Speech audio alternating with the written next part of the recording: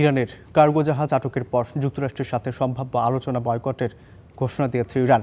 এক বিবৃতিতে বলা হয়েছে, যুদ্ধবিরতির শর্ত লঙ্ঘন করায় পাকিস্তানে কোনো প্রতিনিধি দল পাঠাচ্ছে না তেহরান, যদিও আজ ইসলামাবাদে পৌঁছার কথা রয়েছে মার্কিন প্রতিনিধি দলের। নিরাপত্তার চাদরে ঢাকা পাকিস্তানের ইসলামাবাদ, আর রাওয়ালপিন্ডিতে দেখা গেল উড়ছে মার্কিন বিমান। ইরান ও যুক্তরাষ্ট্রের সম্ভাব্য দ্বিতীয় দফার আলোচনার ভেন্যু হওয়ায় ইসলামাবাদের কূটনৈতিক পাড়ায় যানবাহনে তল্লাশি বেড়েছে, বন্ধ করে দেয়া হয়েছে রেড জোনের সড়কগুলো।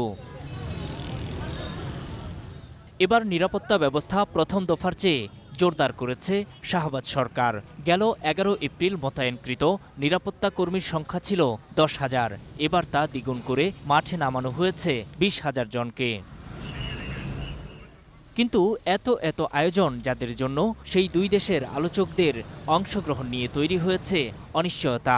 মধ্যস্থতাকারী পাকিস্তান তাদের প্রস্তুতি সেরে রাখলেও ক্ষণে ক্ষণে বদলাচ্ছে যুক্তরাষ্ট্র ও ইরানের অবস্থান। মার্কিন প্রেসিডেন্ট ডোনাল্ড ট্রাম্প রোববার এক পোস্টে জানিয়েছেন, ইসলামাবাদে পাঠাচ্ছেন মার্কিন প্রতিনিধি দলকে। পরে তিনি জানান, নিরাপত্তাজনিত কারণে প্রতিনিধি দলে থাকছেন না ভাইস প্রেসিডেন্ট জেডি ভ্যান্স। কিন্তু পরক্ষণেই হোয়াইট হাউস জানায়, দ্বিতীয় দফার বৈঠকেও নেতৃত্বে থাকছেন জেডি ভ্যান্স। আলোচনায় ইরান অংশ নিচ্ছে কিনা তা নিয়ে শুরু থেকেই ছিল ধোঁয়াশা। দুপুর পর্যন্ত প্রতিনিধি দল পাঠানোর বিষয়ে চুপ ছিল তেহরান। পরে পররাষ্ট্র মন্ত্রণালয়ের ব্রিফিংয়ে জানিয়ে দেয়া হয়, দ্বিতীয় দফার আলোচনার জন্য পাকিস্তানে যাচ্ছে না ইরান। মুখপাত্র ইসমাইল বাঘাই বলেন, ইরানি কার্গো জাহাজে গুলি চালিয়ে আটকের মধ্য দিয়ে যুক্তরাষ্ট্র যুদ্ধবিরতি লঙ্ঘন করেছে। এছাড়া আলোচনা বয়কটের আরেক কারণ হল, লেবাননে যুদ্ধবিরতি নিশ্চিতের বিষয়টি সম্ভাব্য চুক্তিতে অন্তর্ভুক্ত করতে রাজি নয় যুক্তরাষ্ট্র।